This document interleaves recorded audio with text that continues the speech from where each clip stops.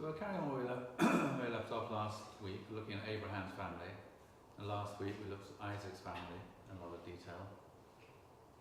And we saw how the foundation of faith was restored. And then the foundation of substance was partially restored through Jacob and Esau. It wasn't completely restored. There wasn't a foundation to receive the Messiah. And so the Messiah didn't actually come on that foundation. It came into Jacob's family. So that's what we're going to look at today. We're going to look at a little bit more Jacob's family, and particularly the story of Joseph.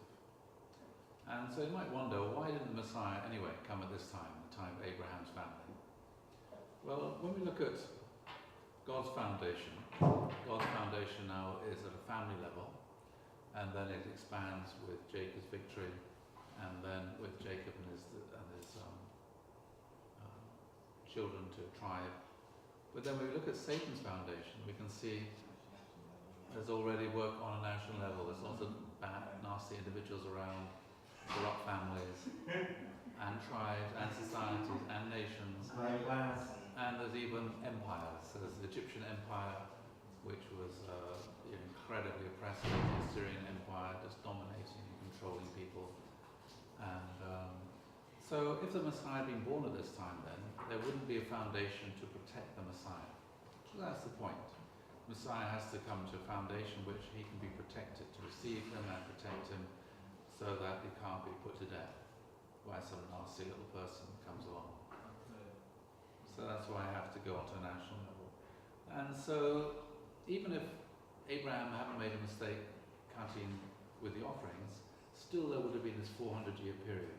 The only difference would have been that Abraham's descendants would have lived for 400 years in Canaan, and during this period of 400 years they would have reached the national level in Canaan, and they would have prospered, become very strong. But because Abraham made that mistake, then instead of spending 400 years in Canaan, they went to Egypt for 400 years. Then after 400 years in Egypt they came back, and then they had to start all over again with a 400-year period in Canaan to reach the national level. Okay. So that's why the Messiah didn't come at this time. So we're going to look now at a bit more about Jacob's family. And as we talked about last week, we saw Jacob, he had two wives, Leah and Rachel. Now originally, he shouldn't have had two wives. If Jacob hadn't have tricked Esau, he wouldn't have had to flee for his life. And so then he wouldn't have ended up going through his process of getting married first to Leah and then to Rachel. Yes? Abraham only had one wife, Sarah. Isaac only had one wife. Jacob also should only have had one wife. But because of the mistake which he made, and he ended up in Haran, he got tricked and ended up with two wives, and everything then became more complicated. Yes? So, if he had tricked his brother, would he eventually would have married Rachel? Do you reckon? I think so, yeah. But again, just as Abraham sent his servant to Haran to find a wife for Isaac, and that was Rebecca. So we've done the same for... I think at some point Isaac and Rebecca together would have said, well, we need to find a wife for Jacob. Why don't we, send one of our servants, or why don't we arrange something with Laban? I'm sure they would have only got married to one wife. I think so. Anyway, so as I said last time, he had two wives, Leah and Rachel, and Leah then she had 6 children. First one was Simeon, then Reuben, Levi, Judah, Issachar, Zebulun, and then Rachel had 2 children, Joseph and Benjamin, and then the 2 maids had 3 children between them. And so the principle then says, Jacob had 12 sons to restore through indemnity in his generation. Horizontally, the indemnity conditions accumulated vertically through the 12 generations from Noah to Jacob, which had been lost to Satan. So originally there were 10 generations from Adam to Noah, then 10 generations from Noah to Abraham, and then because Abraham made this mistake, it became extended through 2 more generations. So now you had 12 generations from Noah to Jacob, and so Jacob then had 12 sons, each son representing one of these 12 generations. So this idea of horizontal conditional indemnity to restore something vertical.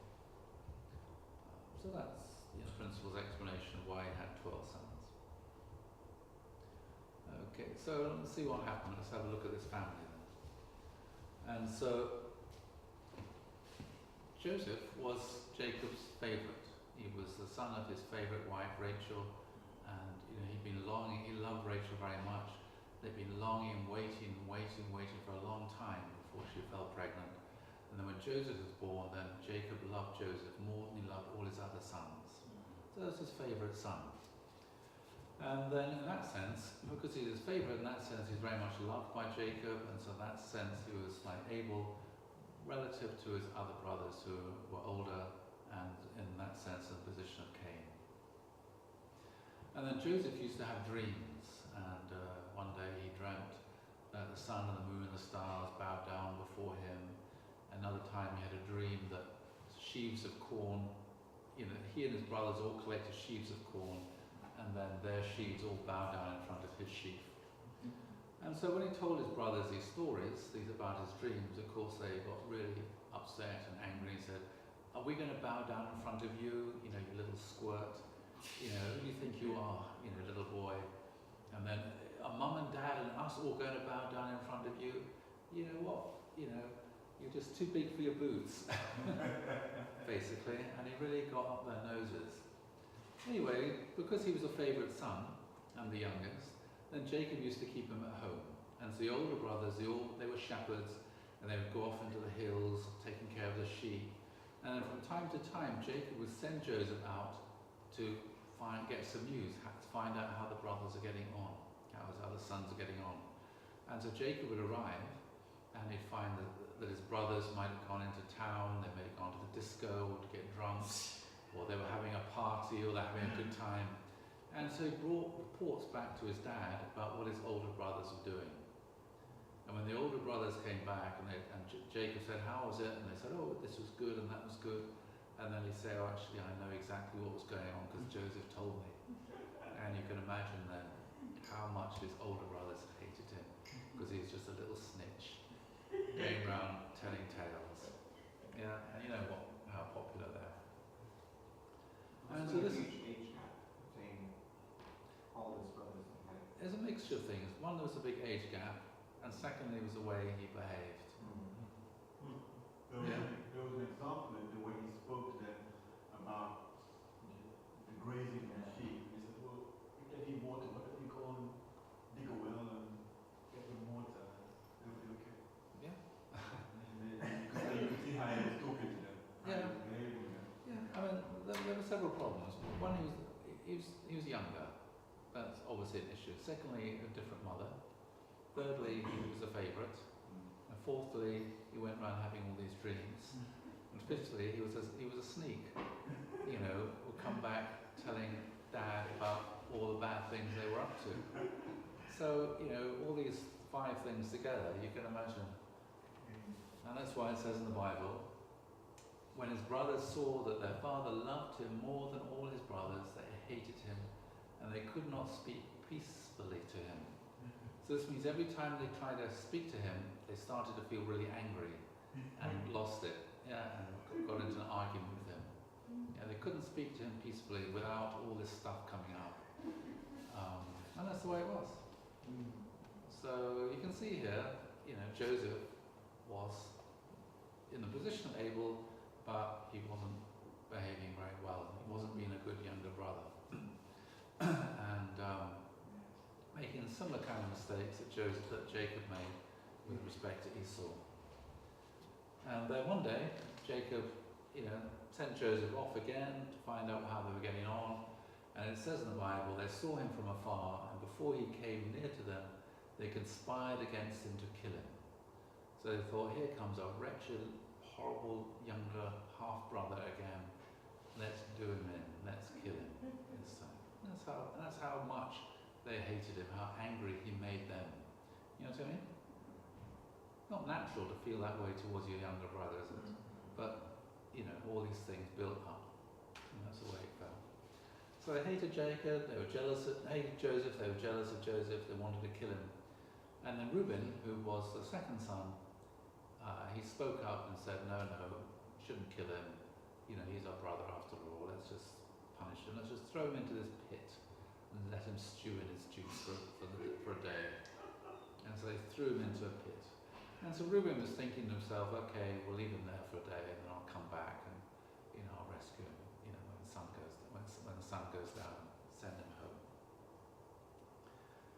But Reuben went off. Then the brothers were thinking about what should we do, and they still wanted to kill him. And then a bunch of Ishmaelites, they were traders, had a caravan of all these camels, and they were passing by. And then Judah said, why don't we sell him to these Ishmaelites? Instead of killing him, he's our brother after all, let's not kill him, that'll be a sin. Let's just sell him to the Ishmaelites. And so they took him out of the pit, and you can imagine how Joseph felt when he's been taken out. He probably said to them as he's been taken out, right, you wait until I get home and tell Dad what you've done. Yes, you can imagine how furious he would have been. And then he finds himself actually being sold into slavery. And they take his robe, because his dad gave him a coat of many colours. That's where that musical comes from, Joseph's Amazing Technicolor Dreamcoat. And he used to walk around in his coat, special coat, because he was special. And that really annoyed them. And so they took the coat, tore it up, smeared blood on it, and then they went home. And they told Jacob that his son Joseph had been attacked by wild animals and had been eaten by a lion or something, was dead.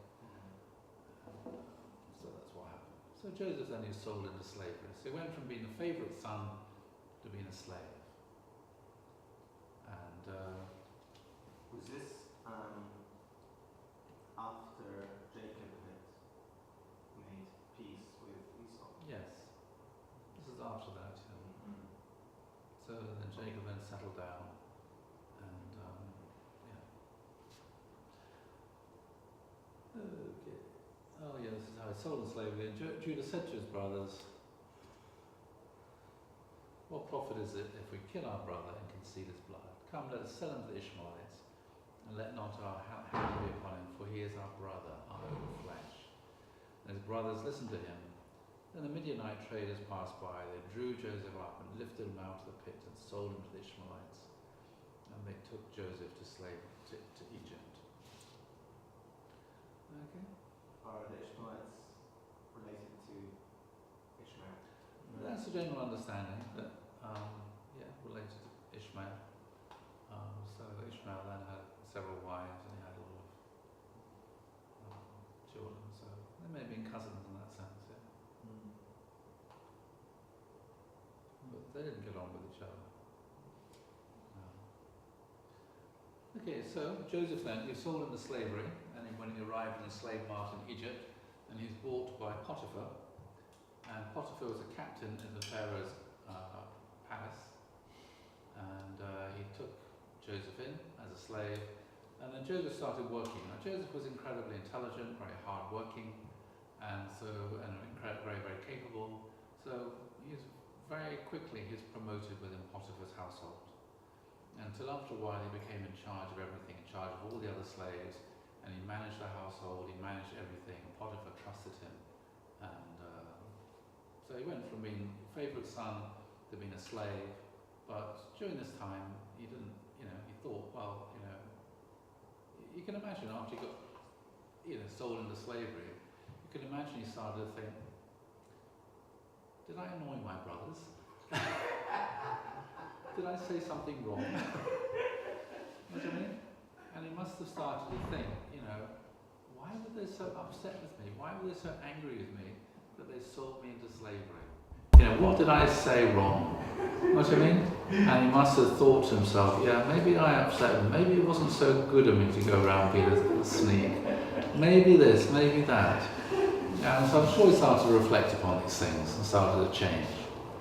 And I think this is the main reason why he was then able to progress. So he maintained his spiritual life and he progressed. And as it says here, Potiphar then had a very beautiful wife, and Potiphar's wife was very attracted towards Joseph, because Potiphar was out doing business a lot of the time, but also Joseph himself was incredibly handsome, incredibly young, incredibly strong looking. had a six-pack, I suppose, and whatever you say, like sort of all these women swooning over Paul Dark and things. Anyway, so his master's wife cast her eyes on Joseph and said to Joseph, "Lie with me." So she tried to seduce Joseph. Over and over and over again, she tried to seduce Joseph. But Joseph refused and said, "Behold, because of me, my master has no concern about anything in the home, because I'm taking such good care of everything. And he's put everything that he has in my charge. He's not kept back anything from me except yourself, because you are his wife. How then can I do this great wickedness and sin against God?" So Joseph then realized it was against his conscience. He felt, how can I sin against God? How can I do this terrible wickedness, sin against my master, deceive my master, and also to deceive God and to sin against God? And so he rejected her approaches over and over and over again. Yes? Sorry, I'm a bit confused here. When did Joseph have the realization, the spiritual realization? Once he was in the pit? When he was No, I don't in think one. Potiphar's house? Or when he was with his father Jacob? When? Because it doesn't say he just became all of a sudden spiritual. But before, he was treating his brothers, snitching on them, Well, that's doing all right. these things, And- telling them the dreams. They never talk about him being spiritual. Well, he was, no, they don't. So when did that transformation happen? What happened? I don't think it was when in the pit. I think when in the pit he probably was just fuming. And when he got out of the pit he thought, right, I'm going to go home and tell Dad what you like. I think it was when he got sold into slavery and, all this journey into Egypt. I think at that point he realized there's no going back. I'm a slave. Now I have to start to come to terms with the situation. I'm sure at that point he would have started to think about these things. I don't think overnight. I think he would have been going over in his mind over and over again his childhood and his relationship with his brothers and the conversations he had and the things he said. And when I told them the dreams, I reacted like this. And I'm sure over time he would have started to figure it out. I don't think it would have been overnight. I think his faith must have been either there or must have been growing or must have been strong. I think he had a strong faith, but I just think he was really arrogant. I mean, there are plenty of really arrogant religious people around who pray and do all this sort of stuff, but they're not very reflective.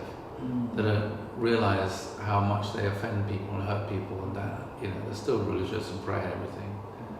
And so I think it was only through these kind of experiences that Joseph could start to reflect and start to realise actually he needed a change.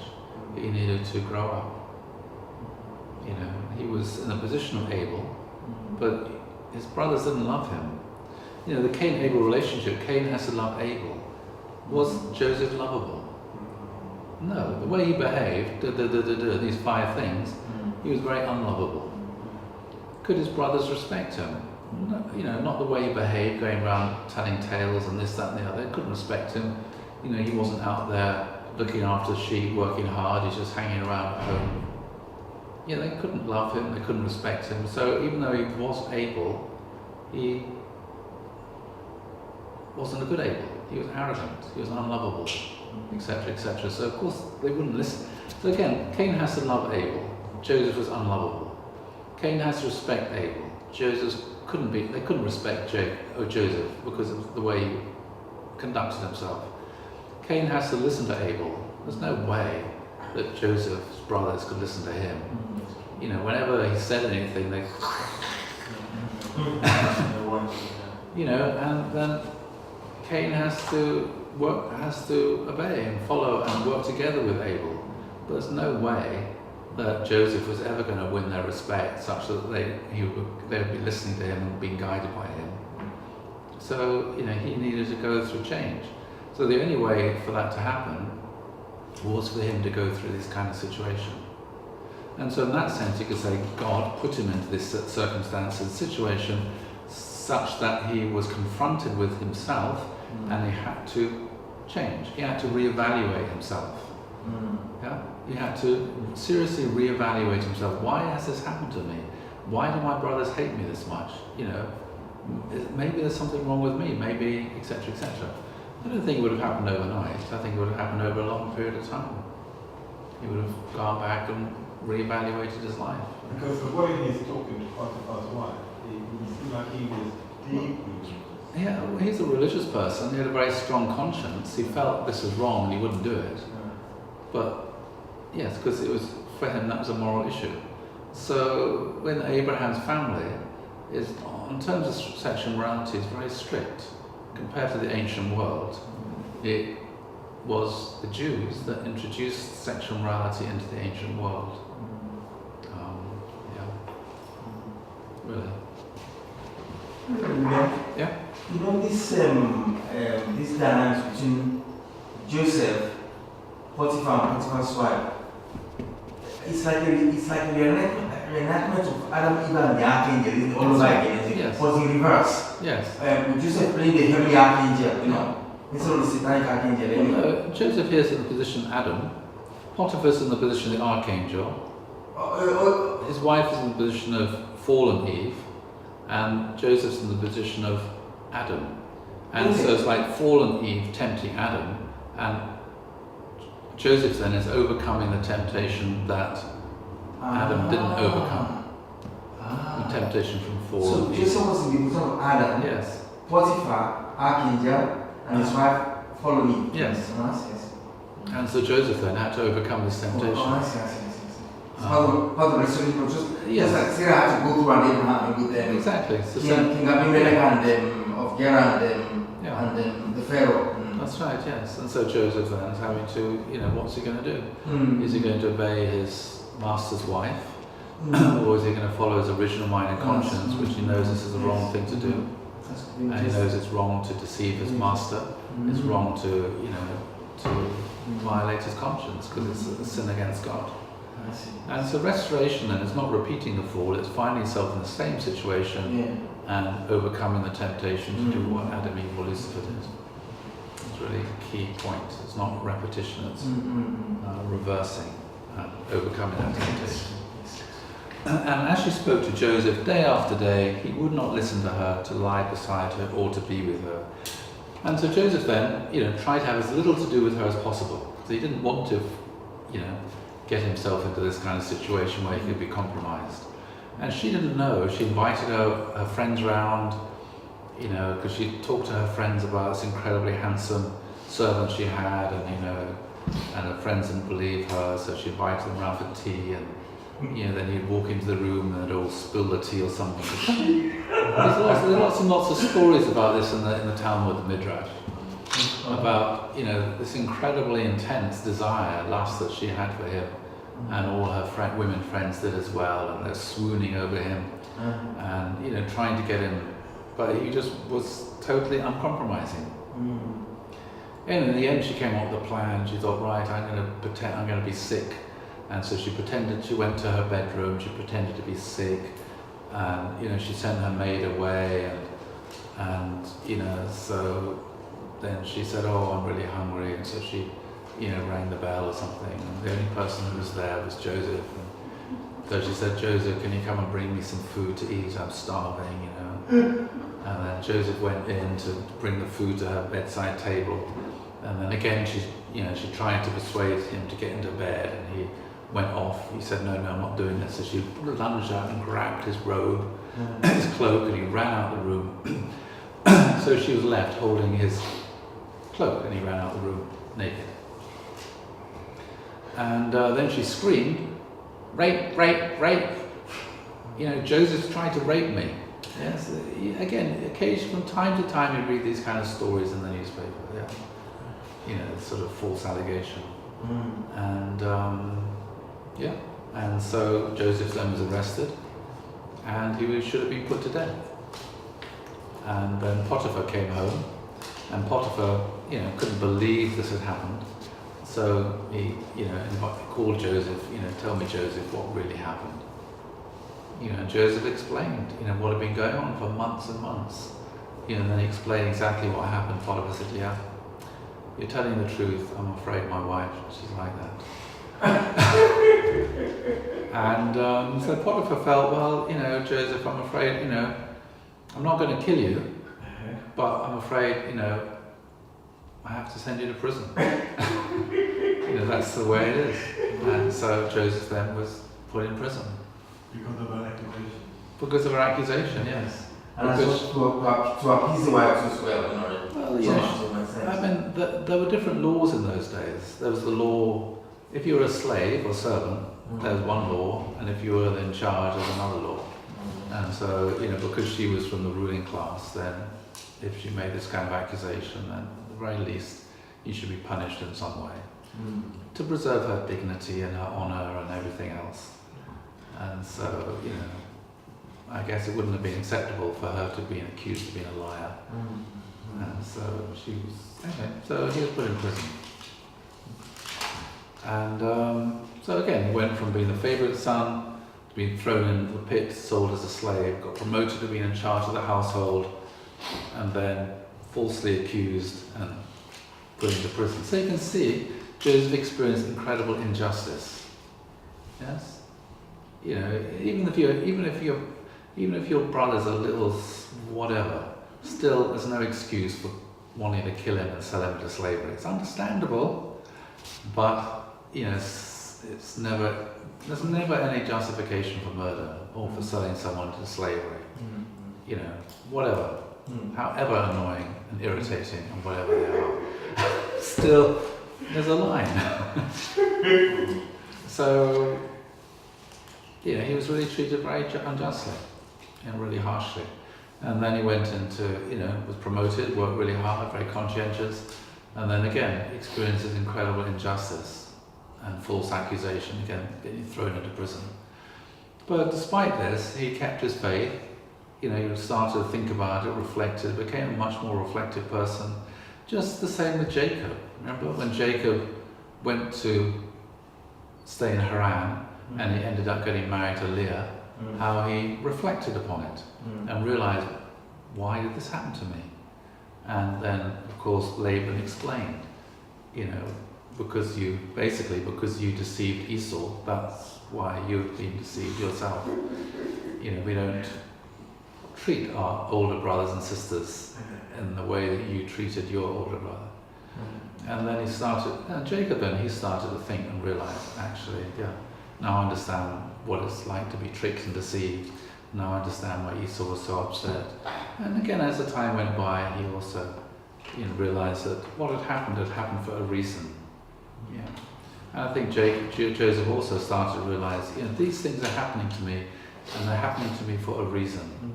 And maybe it's because of the way I behaved in the past, and maybe there's something I need to learn through this experience. Maybe this, God has been working to teach me something. Maybe I was just so stubborn and so arrogant and so stuck up that the only way I could really learn was through going through this kind of hell. Anyway, so here he is, finds himself in prison, and it says, "But the Lord was with Joseph and showed him steadfast love and gave him favour in the sight of the keeper of the prison. And the keeper of the prison put Joseph in charge of all the prisoners who were in the prison. Whatever was done there, he was the one who did it. The keeper of the prison paid no attention to anything that was in Joseph's charge, because the Lord was with him, and whatever he did, the Lord made it succeed." So this is again the kind of character Joseph was. He's reliable, trustworthy. Everything he was put in charge of, it worked well. Everything worked out well, because he's intuitive, connected, understood what was the right thing to say, what was the right thing to do, and so he was trusted, and again got promoted. And then one day he was in prison for a long time. I forget how many years now. I think maybe about 14 years or something. He was in prison for a long time. I can't remember. I thought it was about 3 or 4 I think it's about 2-3 years. No, it's longer than that. That's why I thought, Can't remember now. Actually, I need to look it up and write it down. How old was There's he a lot. when he was Sorry? sold- How old was he when he was sold into slavery? He was just a boy, teenager. Probably something, 20, 21 something. Oh, I don't think he was a teenager. I think he was a bit older than that. oh. I need to, I've forgotten these things. I need to look them up and then write them down in my notes. Sorry. Anyway, so one day there was two prisoners had dreams, And one of them, he was the king's cupbearer, and he had a dream, and he told Joseph the dream. And the dream was that, he was serving wine again to the Pharaoh. And so Joseph said, well, that means that you're going to be released from prison and you're going to be restored to your position as a cupbearer, serving wine to the Pharaoh. And then another prisoner said, I had a dream as well, and I was the king's baker. And I was carrying, some tray of tarts and, cakes for the king, and some birds came along and they ate them all. And then Joseph said, that means that you're going to die, be executed. Anyway, the next day, the chief jailer came along, and the prisoner who had a dream, who was a king's cupbearer, he was released, and the other one was taken off to be executed. And then Joseph told the king's cupbearer, please, tell the Pharaoh that I'm good at interpreting dreams. Tell him I've been here unjustly, and let me get released from this miserable situation. Anyway, so the cupbearer went back and forgot about Joseph, and Joseph was in prison again for many more years. And then eventually one day the Pharaoh himself had a dream, and he didn't know what the dream meant, and he got his wise men to come along and told them they needed to interpret his dream. He wasn't satisfied with what they said, and I think, as far as I remember,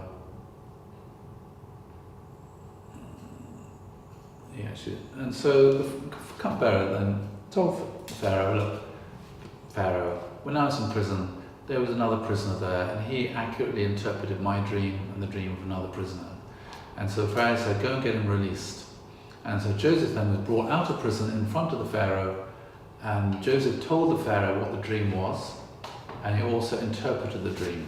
And the dream was about 7 fat cows and then 7 thin cows. And there's another one as well, I forgot. The reeds, I think 7 reeds, 7 tall reeds, I think some got shriveled on that. Yes, and so okay, thank you. And then Joseph interpreted the dream and said it's going to be 7 years of plenty, good harvest, and then it's going to be 7 years of drought and poor harvests. And the Pharaoh said, well, what should I do? And then Joseph said, I suggest you go and find someone who can come up with a good plan. So during these 7 years, you set grain aside, so when the 7 years of famine come and the drought, then you've got grain that's stored up and you can make it through this time. And so the Pharaoh then, he said, you're an intelligent chap, I'm going to appoint you to be the Prime Minister and you can do all the planning. And so, there we are, when he's 30 years old. And so when he's 30 years old then, he became Prime Minister. So again, going from favourite son to slave, to in charge of the household, to prison, and then to Prime Minister. Yes? Sometimes life is like that. You just need to be prepared for when the opportunity comes that you can take it. And so, but you can imagine on the other hand, if Joseph had spent, all these years in prison just stewing in his own juice and getting resentful, he wouldn't have been able to do that, yes? Become a good Prime Minister. So it's really important that, maybe going through difficult times now, but when the opportunity comes, then it's the same with Nelson Mandela. He spent years in prison, but he was released and he became Prime Minister. So President, of South Africa. You have to say, well, what qualification did he have? You know what I mean? Yes. He didn't work his way up through government service, and, like people normally do in Parliament, then you become the Chancellor, the Foreign Secretary, and eventually become the, he just went from prison to President. Yeah? But that's because all those years in prison, he was doing what Joseph did. You know what I mean? And so when he was released, he was in a fit state and had the mind and the heart to be a president. You have to think about these things sometimes. Whereas there's some people that spend all years and years in prison, they come out and they just go back to criminality, or they go back to all completely diminished. You know what I mean? Broken spiritually. So I'm sure Mandela, you know, I'm sure he would have read these stories and thought about these stories himself, known these stories from his own Christian upbringing. And then he gets married to somebody called Asenath. And anybody know who Asenath was? Is it not she was the daughter of the priest of On, something like that? That's a tradition, And yeah. she was, I don't think, was she Jewish? I'm not too sure she was. Okay, well the story is, in the Midrash, or the Talmud, is that Dinah was Jacob's daughter, Oh, yes. yeah, through Leah. Yes. And then when Jacob and settled down in a place called Shechem, then the people of Shechem, they wanted to one of the prince of Shechem, he saw Dinah, who'd gone to visit some of her girlfriends, and he lusted after her, and he went and he raped her. And then afterwards, he decided he would like to marry her. And so he sent, this little invitation. He sent this request to Jacob: "Can I marry your daughter Dinah?" And Jacob said, "Well, sorry, but you're not circumcised. But if you all get circumcised, then we can intermarry." And so the prince and all the other men, they were circumcised. And then Jacob's other sons, they were outraged by the way that Dinah had been treated. And so they went into Shechem, and while all these men were lying in their beds in agony, recovering from being circumcised, they killed them. Anyway, not a good thing to do. So Jacob was really annoyed with them, really upset. What are you doing? It's not the way it should behave. Anyway, so Dinah then, she became pregnant through being raped. And then she had a child. And Jacob didn't know what to do with his child. And so, according to the story, then he took this baby, and somehow it's taken by an angel. And I'm trying to remember here. And put on a silver disc round her with the words "Holy to God" in Hebrew on her, and put under a thorn bush. And then it says an eagle came along. Obviously, it's a bit of a kind of a myth. Eagle came along and took Asenath to the priest On in Egypt, and there she was put on the God's altar, and the priest came along and adopted Asenath as his own child. And then, according to the story, many years later, after Joseph had saved Egypt from the famine, and then he saw Asenath, and she didn't have any gift to give to Joseph, because a lot of the women were giving Joseph gifts for saving the country. And so she gave Joseph this silver disc, which she'd had round her neck. And when he saw the silver disc and he recognized the inscription, he realized that who she was, that she was his niece. And so he married her. Oh, really? And so he married his niece. And again, it says in lots of apocryphal kind of stories from the Talmud, it says that Asenath was a virgin. Lots of people wanted to marry her, but she rejected them all because they were all pagans. And Joseph himself wouldn't marry an Egyptian because they were all pagans, they were all idol worshippers. And so, so eventually, they married. And then she had the sons that Joseph had, Manasseh and Ephraim. And okay, so that's how that happened. Anyway, so Joseph then, he sets up this system, and they build lots of granaries, they're collecting the grain for 7 years, and they store the grain in these dry granaries. And then after 7 years, then there's a drought. And then they start to, when they run out of grain, then they open the granary and they start selling grain. And they do this for 7 years. And so the first year, people come, people got money in the bank or under their mattress or something, and they come and buy grain. And the second year, they've still got money and they come and buy grain and buy food.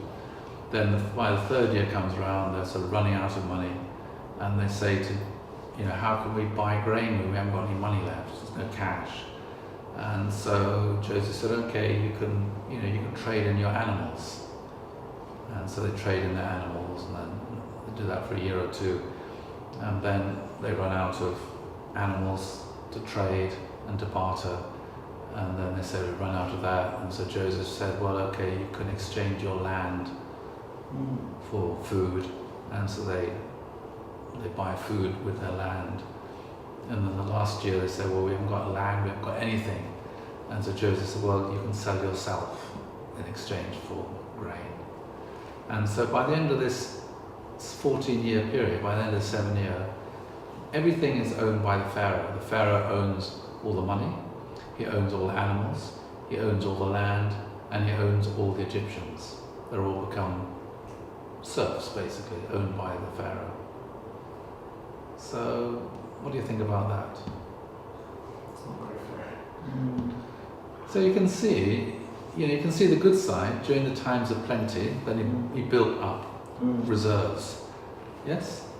When you look at our own government during the time of Gordon Brown, when the economy was booming, it should have been paying off all the national debt and building up reserves, yes?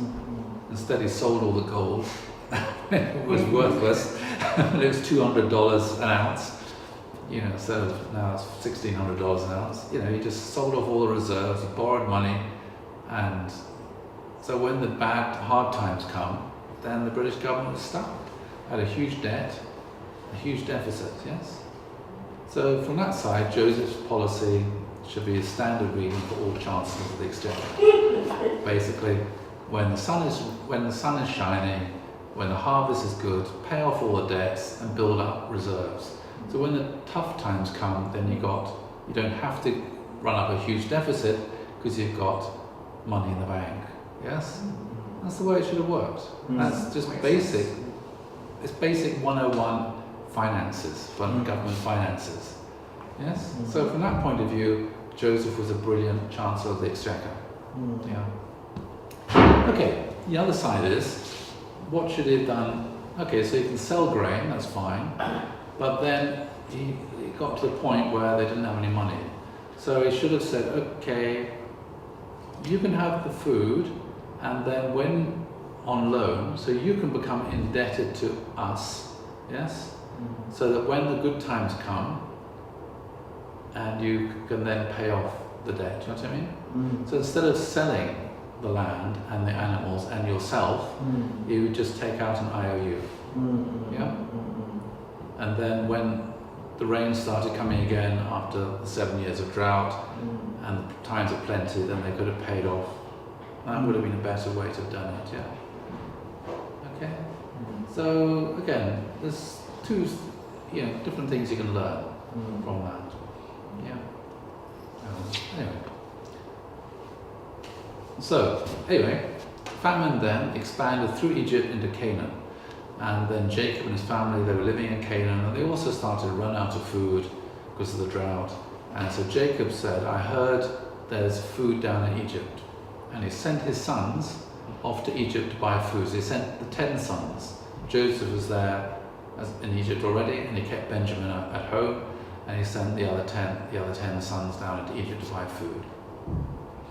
So when they arrive, then Joseph recognizes them. They don't recognize him because he's dressed up as an Egyptian. He's the prime minister. Yeah, but he recognizes them straight away.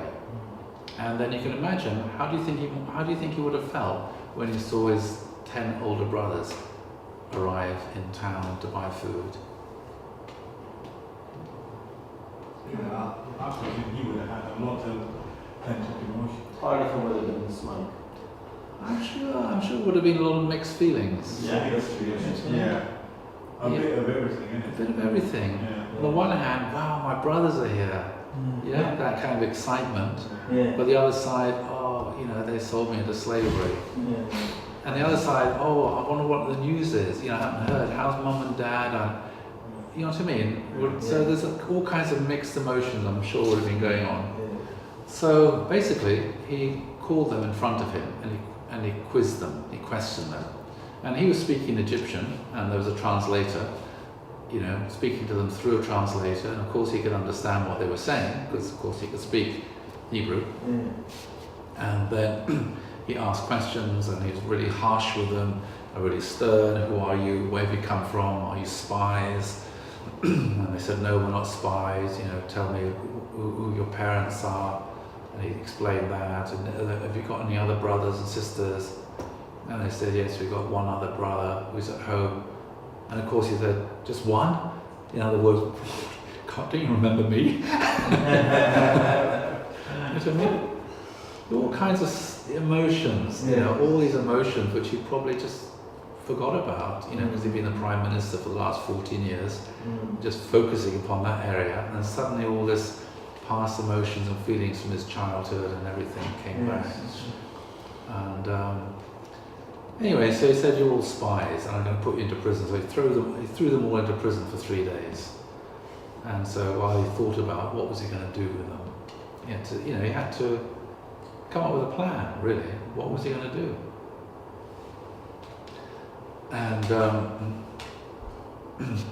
then he came up with a plan, and he called them in front of him after 3 days, said, right, I don't know if your story is true, and I'm very suspicious of you all, so what I'm going to do is I'm going to keep one of you behind here as my prisoner. Simeon.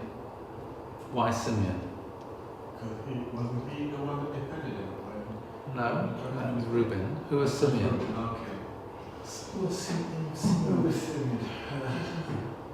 In terms of the scale, age-wise, who was Simeon? He was Leah's first son. So Simeon then was the oldest brother. So as the oldest brother, he was the one who was responsible for taking care of all the younger brothers, yeah? So he didn't speak up.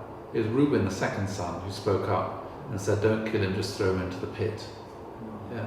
And then Judah, who rescued him, sold him into slavery. Simeon then didn't speak up. And so that's why Jacob, I think, held him responsible and had him put in prison. And so Jacob said, right, to prove to me that you're not spies and you're not telling lies, you're telling the truth, if you want to, next time you come to buy food, you have to bring your younger brother with you to prove to me that your story is true. Okay? And that's what happened. And so bring your youngest brother next time. And so the brothers then, the 9 brothers, they go home to see Jacob, and they have to tell Jacob what happened. You know, Simeon, his eldest son, is in prison. And you can imagine how shocked Jacob must have been, you know. I'm sure Jacob must have think, why did that happen, you know? What reason was there for that to happen? Why should my eldest son be held in prison? Why should my youngest son, Joseph, my favorite son, be, you know, killed? And I don't even know if he's really dead because I never saw the body. And this has happened. You know, so Jacob must have wondered, why is all these terrible things happening to him? Anyway, so they eat the food, and they run out of, the larder becomes bare, and Jacob says, right, go off down to Egypt and buy some more food. And the brothers say, Dad, we can only go down if we take Benjamin with us. And Jacob says, no way are you taking Benjamin. I've lost Joseph, I've lost Simeon, no way am I going to risk losing Benjamin. Yeah? But then they carry on eating the crumbs and the bits and pieces and the mouldy old bread, and eventually... Isn't Simeon in prison? What? Isn't Simeon in prison this whole time? Simeon's in prison this whole time, yeah. And eventually they say, Dad, you know, really, we have to go, otherwise we're just going to starve. We're all skinny. You know, we lost weight. And so Jacob says, and then Judah says to Jacob, look, Dad, I'll take responsibility. If something goes wrong, I'll take the blame. I guarantee you that I will bring Benjamin home safely, otherwise you can blame me, you can curse me, you can do anything. I'll look after him. Okay? And so they go down. And Judah then makes himself a surety for Benjamin, guarantees his safety. And then when they arrive in town, then Joseph finds out and invites them all around for dinner. And then Joseph arranges them all, seats them all in order of age. And they all and he sits separately because he's the Prime Minister. And he listens to their conversation. And he makes sure that Benjamin has a twice as much food as everybody else, and they're kind of a mystery for the brothers. How does he know all this? And he listens to their conversation and everything. And then towards the end, then they have a toast. And Jacob says, tomorrow, he says, you can all go home with your grain and everything, and I'm going to give you a toast. And I'm going to toast you with the jeweled cup that the Pharaoh gave me, my favorite cup. And they had a toast. And then and then they all go off to bed. And then Joseph tells his servants, right, take this cup and hide it in Benjamin's sack, in the sack of grain that Benjamin's got. And then the next morning they all get up and they go off back towards Canaan. And then Joseph cries out, someone's stolen my cup. Someone's stolen my favorite cup from the Pharaoh. It must be those Canaanites. Go and get them. And so the police get on their camels, they go chasing after the brothers, and they stop them, and they empty one sack after another. And then this cup is found in Benjamin's sack. And they all go back down to Egypt in front of Joseph, and they're all completely shamefaced. And they start talking amongst themselves. They say, God has found out our sin because of the way we treated Joseph. I'm sure the reason why this is happening to us is because we're now being punished for the way we treated our brother Joseph. They're talking like this, and Joseph is able to understand what they're saying. He can overhear it. And then they all say to Joseph, and then Judah then speaks up, and there's an extraordinary dialogue. Judah then, he speaks up and says to says to Joseph, what shall we say to my Lord? What shall we speak? How can we clear ourselves? God has found out the guilt. So here he's referring here to the guilt of what they did to Joseph, because that's what they've been talking about before. God has found out the guilt of your servants. Behold, we are my Lord's servants, both we and he also, in whose hand the cup has been found. In other words, we're all sinners. You can put us into prison. We'll become your slaves. But then Joseph said, far be it from me that I should do so. Only the man in whose hand the cup was found shall be my servant. But as for you, go up in peace to your father. This is remarkable. So Joseph's saying, no, it's not fair to punish the innocent along with the guilty. Only Joseph needs to stay behind and be my servant. The rest of you can go home. Yes? And so what's Joseph doing here? So Joseph then is giving them brothers a choice. What's their choice now? To leave the youngest. Yes. Or Right. So then what choice do they have? yeah. So they've got a choice. They can either say, bye Joseph, naughty boy, you're getting everything is coming to you you deserve. Yes? And they could have left him. Yeah? Like they did with Joseph. If they'd done that, what do you think Joseph would have done? If they'd reacted like that, how do you think Joseph would have responded? I take it all back. I think I would have thought, these guys have not changed at all. Yeah, he would have. From the time, they don't change at all. No. Yeah, I think he would have been really angry with them. I think he would have said, as he said, you haven't changed at all, and he probably would have got sticks out and had them all, given them a good caning, a good beating, which is what they would have deserved. Yeah. So you meant all that time Joseph was in Egypt, they felt their conscience attacking them. Well, that's They what it's. felt That's conscience about what they done. that's what it says in the Bible. So when they're discussing why did this happen to us, then they actually refer to what they did to Joseph. They said, we are being punished for what we did to Joseph. Yeah, so that's the conclusion they come to. Why are these terrible things happening to us? Why can't we just come and buy grain? why this, why this, why this? You know, why is all this stuff going on? You know, why is it so complicated? And their conclusion is, we're getting punished because of the way we treated Joseph. And that's why Judah says, we deserve it. So they came to the conclusion, we deserve, what's happening to us is not unjust, it's not unfair, it's actually fair. We've been punished by God for the way we treated Joseph. So that's the conclusion they came to. Yeah. So again, you can imagine over a period of time, you know, these things happen. Yeah. Not immediately, but over a period of time. And so this is then Judah. And so anyway, so I said they have that choice, they can just pack their bag and go, but then Judah speaks up. And Judah says, now therefore, as soon as I come to my father, and Benjamin is not with us, then as his life is bound up in the boy's life, as soon as he sees the boy is not with us, he will die. For I became a pledge of safety for the boy to my father, saying, if I do not bring him back to you, then I shall bear the blame before my father all my life.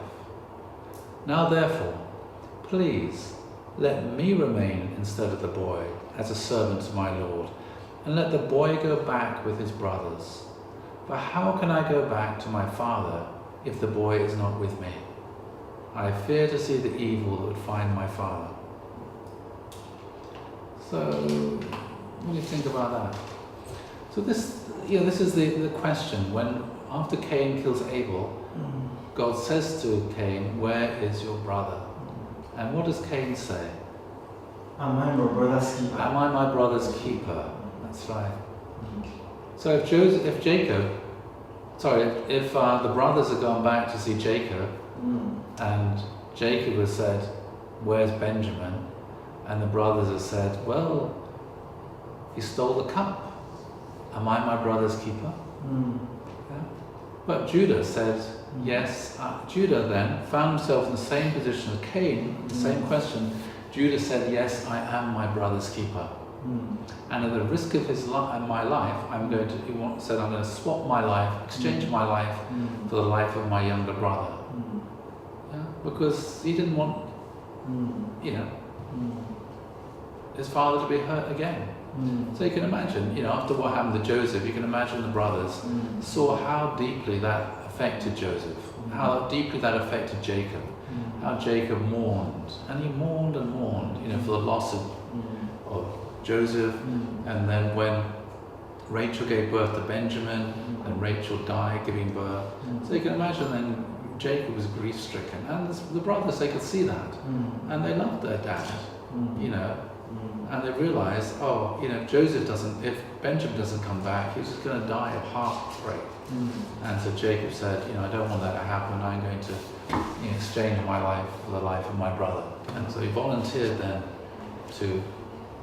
And so when Joseph saw this, and Joseph realized, my older brothers have changed. They're no longer the same selfish older brothers they were who sold me into slavery. They have changed. They wouldn't dream of doing the same thing. He could tell they regretted what they'd done. From the conversation they had, how they felt they were guilty, and when they're in the same situation, they wouldn't do the same thing. Yeah, so he realized they changed. So what's Joseph been doing here? Joseph's been setting up his brothers. He set them up to do a role play. Yeah? Restoration is when you find yourself in the same situation, and instead of repeating the same sin, you actually do it differently. So Joseph then, he set his brothers up. He put them in the same situation they were in all those years ago with him, and he gave them a chance to do it differently. He was giving them a second chance. He's giving them the chance to prove themselves, to prove that they had changed. You know what I mean? Well, where did Joseph now get this wisdom from? Is it part of this religion, or is that how he changed? That was I'm sure that I'm sure he'd been working this out. I'm sure. Okay, so again, you have to think about Joseph. What were Joseph's options? When he first saw his brothers, he had all these mixed emotions and feelings. Okay, And I'm sure during this period of 3 days, when he had them all thrown into prison, I'm sure he figured it out. He's thought to himself, right, if I just reveal myself to them, then they're going to feel really bad. Yes, because of what happened before, and I'm going to feel really bad towards them. Yes? I'm going to feel bad towards them because of the way they treated me, and they're going to feel really bad towards me because they're going to feel so judged. Yeah, they won't be able to lift their eyes up in front of me because I'm now the Prime Minister, etc., and they're right down here. So I'm sure he was thinking, how can I, give them a second chance to, so that I could trust them, and we can resolve this, make it up. And so I think he worked it out and did this role play, set them up, gave them the second chance, put them in the same situation where they had to decide to do this or that, and as you can see, they chose the right way. They made a conditional indemnity, and they overcame their fallen nature, which they had before when they sold Joseph into slavery. They overcame this fallen nature, and they're willing to offer their life. Joseph is willing to exchange his life for the life of his brother. And so when Joseph saw this, he was deeply moved. Yeah, just as when Jacob gave the gifts to Esau, when Jacob came and bowed down to Esau 7 times, Jacob was restoring what he had done wrong. And I'm sure Joseph would have known this story as well. And he was probably thinking, okay, Dad made it up with his brother, older brother. I've obviously got to try and figure out a way to make it up with my older brothers as well. Yeah? So I'm sure that Jacob would have told his brothers, his sons, about this whole story with, Jacob and Esau going to Haran and this, that, and the other. Why is the story in Genesis? Why is it written in Genesis? Because Jacob told his sons, and the sons told their sons. These stories, which you find in Genesis, they weren't revealed by revelation. These are the stories that are passed on through the family, generation after generation. This is the family story, and this became the family wisdom. And so Joseph wouldn't have known the story about Jacob and Esau and how his dad had resolved the relationship with his brother. And so he would have felt, okay, I'm in a similar kind of situation as my dad was in. I've got to find a way now how to be reconciled with my elder brothers. And I'm sure he would have spent time figuring this out and praying about it, but he had to find these answers within himself. God couldn't tell him what to do. Joseph didn't receive a revelation, oh, this is what you should do. It was his responsibility to work it out for himself, what he had to do. He had to search deeply within himself. And so because they'd been living a spiritual life of prayer and reflection, then the answers were inside himself. The answers came from his original mind. The plan came from his original mind. This is what I should do. And so just as when Esau saw Jacob bowing 7 times, Esau was overwhelmed by, and went and ran and embraced his brother. Also when the brothers then, when Judah said this and the brothers behaved the way they did, Joseph also was overwhelmed by emotion. And then he revealed himself. And Joseph said to his brothers, first of all, Joseph sent all his servants away because, this was just a family thing. He didn't want all his attendants. He just sent them all out. And Joseph revealed himself to his brothers and said, I am Joseph. Is my father still alive? He wanted news, family news. Is dad still alive? This main concern. But his brothers could not answer him, for they were dismayed at his presence. You can imagine they were completely speechless. They thought he was dead. Or if he wasn't dead, he was still a slave, working somewhere in a plantation or something. But here he was, the Prime Minister of Egypt, the most powerful man. We had the power of life and death over them. They were completely dismayed. They're completely speechless, shocked. When they realized, actually, this is Joseph, our younger brother, and you can imagine then all the memories flooded in. What we'd done to Joseph. Oh gosh, he's going to want to get his own back on us now. Then Joseph said to his brothers, "Come near to me, please." So they were, they were all shocked, awestruck, and they came near. And he said, "I am your brother Joseph." Now this is remarkable. "I am your brother Joseph, whom you sold into Egypt. And now, do not be distressed or angry with yourselves because you sold me here. In other words, don't get angry with yourselves, don't blame yourself, don't accuse yourself for having sold me into slavery. Don't feel guilty about it because you sold me here, because for God sent me before you to preserve life. It was not you who sent me here, but God. He has made me a father to Pharaoh and lord of all his house and ruler over all the land of Egypt. So what Joseph was doing to his brothers, saying, don't accuse yourself, don't let what happened all those years ago be a barrier between us. Actually, it was God's plan. God realized there was going to be this incredible famine. God wanted to save our family. So through you, he arranged it for me to be sent down here so that I could become the prime minister, I could save all these people and I could save our family. Understand? So that was the way Joseph interpreted it. So in that sense, he wanted to close the gap. Yes? He didn't want them to feel bad and beat themselves up about what they'd done. He was forgiving them. And not forgiving them in the sense, I forgive you, but actually going even beyond that and saying, actually, it wasn't even you doing it, it was all part of God's plan. Yes? Incredibly magnanimous, incredibly generous. You know what I mean? Yes. Yeah? Just extraordinary kind of heart. But of course he could only do this because of the way that they reacted. He could only, they could only do this because Judah spoke up and because they had got to that point where he could do that. Yes? You understand? So it was, it was like a process. Yeah, it's not. Joseph couldn't do that straight away. Yes, if the brothers had come and he just said, "Oh hi, nice to see you. God sent me here," it wouldn't have worked. You know what I mean? And restoration of the process. The brothers had to go through a process of dealing with all this stuff inside them.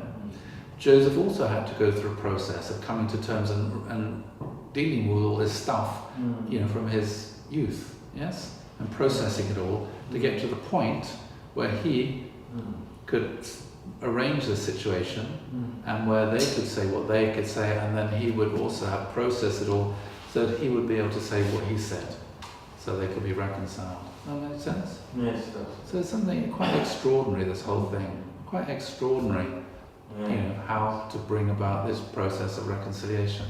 And the point is, the greatness of Joseph was he set them up. He did this role play to give them the opportunity to restore what they'd done. So now they could stand in front of him, not feeling bad, because they had proved to him that they changed. You know what I mean? They didn't have to say, "Oh, we're really so sorry for what we did," but through the fact that they changed, they were proving to him that they were sorry. He knew they were sorry because of the conversations they had about, this is happening because we did this, and this, and God is punishing. He knew that. But because they were behaving differently, then it was, he wasn't putting them in his debt in that sense. "Oh, I forgive you." He set them up so they could show they'd changed, that they'd done it differently, they were no longer the same. You know what I'm saying? It's really important, this kind of thing. Because in that sense, he was giving them back their dignity. Yes? Yeah, he was giving them their dignity, that they had done it themselves. You know what I mean? It's really important. If he had forgiven them without them showing that they really changed, hadn't really changed, Well, even if they it would have been, the only good thing would have been for Joseph to have it as much forgive his brothers, but it wouldn't have really restored. wouldn't restore the relationship, because they wouldn't, in front of him, they would have felt bad. You know what I mean? They would have been accusing themselves. They would have felt really, they would have felt the power difference. He's the prime minister, we're just a bunch of shepherds. You know what I mean? But by giving them that chance to prove they changed, they could stand in front of him as brothers. You know what I mean? As good brothers. Not as bad brothers, but as good brothers. Yeah? And they could be brothers again, without the big power gap as brothers. Yeah? And that was his greatness. He was helping them to restore their dignity, so that when they met, they could meet as brothers. on the same level as brothers, as opposed to all this stuff from the past being in the way. Yeah, and so this is this is really extraordinary. When you think about the psychological, etc., social, this is the way that to resolve and restore problems within personal relationships, families, nations. It's like the way countries treat countries. Sometimes one country think, oh, we're going to go and intervene to solve their problems, but actually that leaves that country in a state of dependency because they feel, well, you solved our problems for us, as opposed to thinking, okay, how can we help them to solve their problems themselves? You know what I mean? So they can have the feeling, actually, we did it ourselves. It's not that somebody had to come and intervene and solve our problems for us, which we're still in a state of, but actually somebody helped us to solve our own problems, showed us this is what you do. Help people to help themselves. That's right, help them to help themselves. So they actually went through the process of dealing with all these problems themselves. So there's a huge difference there. And if you don't do that, then it's really difficult.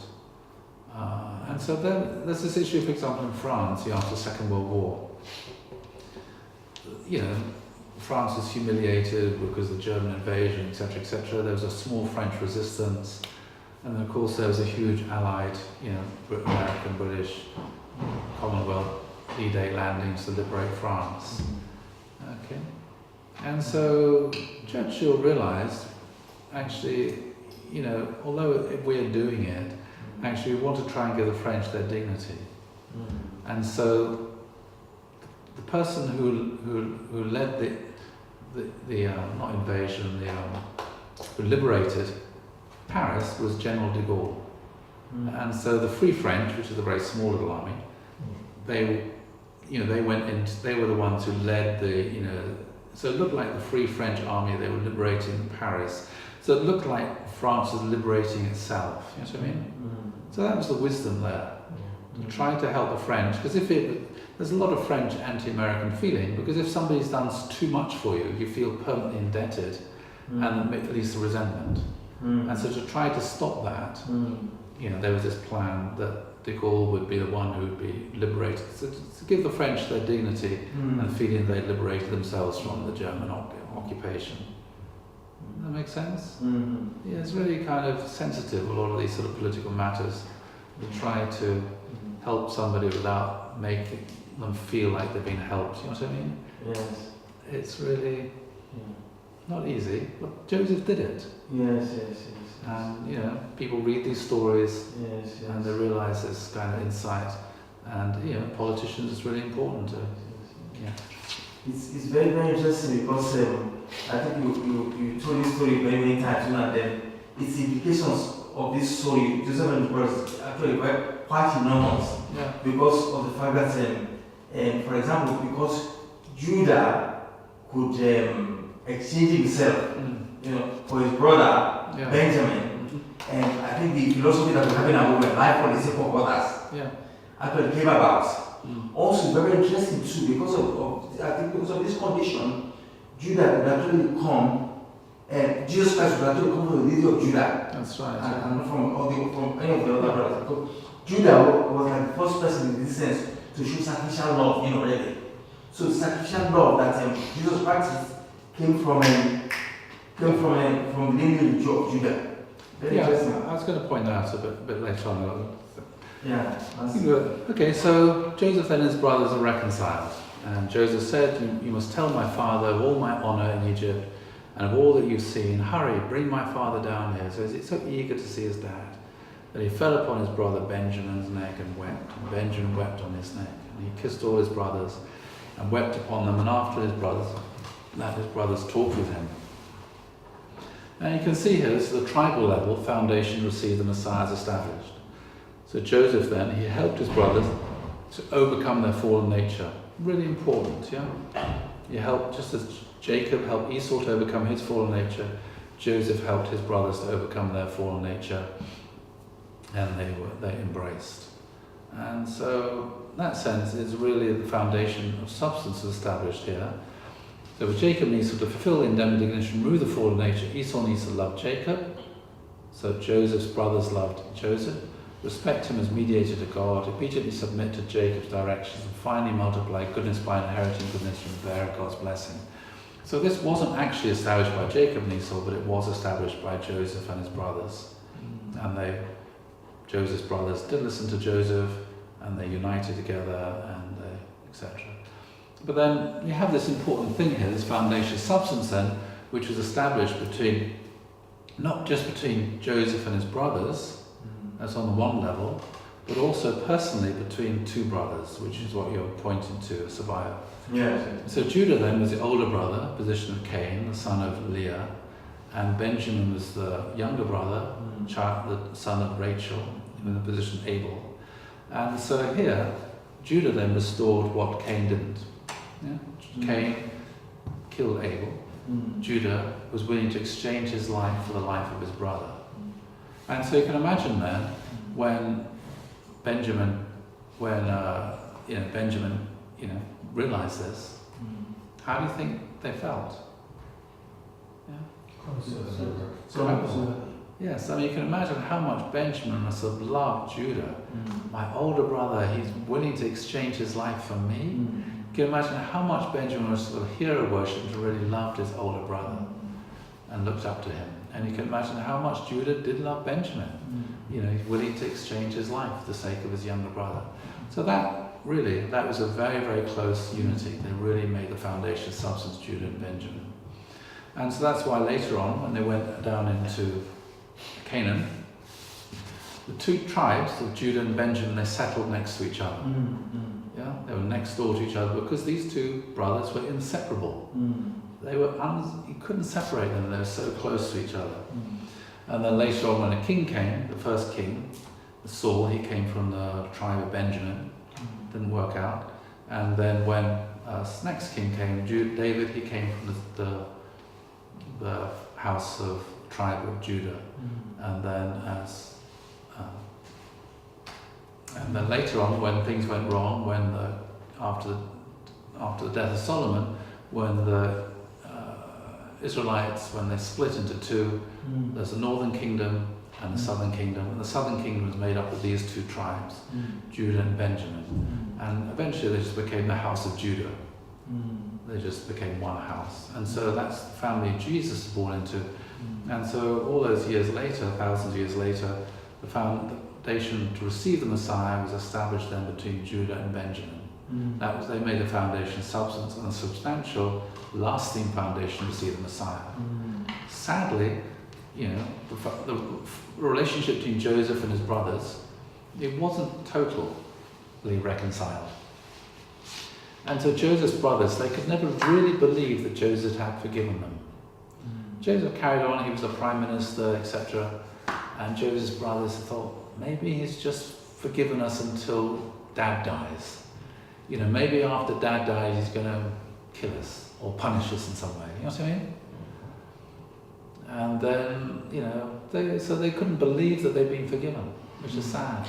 The accusation they held against themselves. Yeah, they couldn't believe it. They couldn't believe that Joseph had been so generous. And so then even though Joseph said it several times, and then when Jacob died, then the brothers thought, now he's going to come and punish us. And so they made up a story. They said, before Dad died, he asked you to forgive us. You know what I mean? But Joseph realized that they'd done it, and he would just said, don't you understand? I forgave you. It's all finished. It's all over. And so there was always, even though Joseph really tried hard, it was very hard for the brothers to receive the kind of love and forgiveness that Joseph was giving them. Yeah. So they could get to a certain level, but they couldn't, go beyond. Couldn't be completely.